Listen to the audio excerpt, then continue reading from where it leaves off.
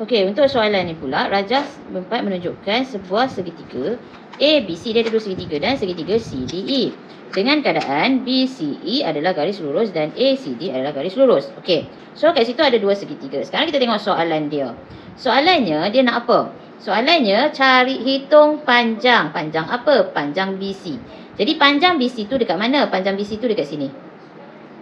Okey, bila panjang BC tu kat situ, kita tahu tak berapa sudut dia? Kau tengok.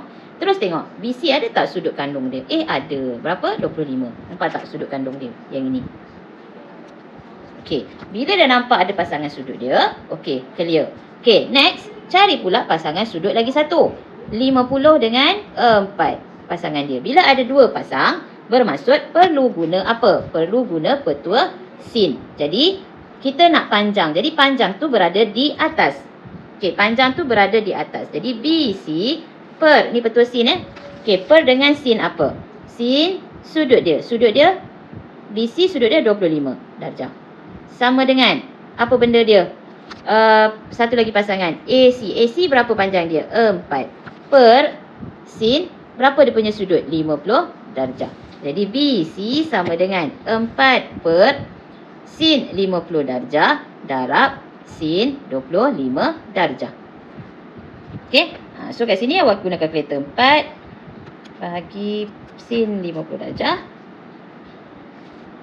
darab sin 25 darjah. Guna kalkulator je. Okey, so jawapannya dapat 2.20675. 4 angka berarti 2.207. Okay, kita nak hitung panjang DE pula. So, untuk panjang DE, kat mana DE? DE kat sini. Okay. Bila kat situ panjang DE tu yang ni? Panjang DE adalah di sini. Okay, awak tengok. Sudut kandung dia ada tak? Sudut dia kat sini. Tak ada, tapi ini, sudut ini adalah sama dengan sudut ni. Nampak? Sama. Okey, sudut ni sama dengan sudut sini. Jadi, bila sudutnya sama, boleh cari tak? Mestilah boleh cari sebab guna segitiga belah sini. Satu segitiga, sudut dia berapa cuba cakap tadi? 180 darjah. Jadi, sudut dekat C tu sama dengan 180 darjah tolak 25 darjah tolak 50 darjah. So, kita akan dapat 105 darjah. Jadi, kat sini adalah 105 darjah. Maka, sudut ini pun adalah 105 darjah sebab sudut bertentang bucu. Okey, jadi ada dah sudut dia. Tapi, dia hanya ada dua sisi. Sudut lain tak ada. Sisi dia ada dua je dan sudutnya tak ada. Sudutnya ada satu je. Bila sudutnya ada satu, kita mesti guna petua cos. Macam mana petua cos? Yang kita nak cari dengan sudut kandung. Yang tu kat depan. DE kuasa 2 sama dengan sisi dia 6.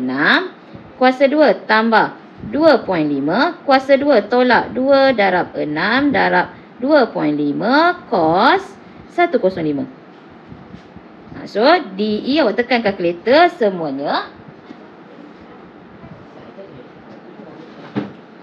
Okey, tekan kalkulator dapat berapa?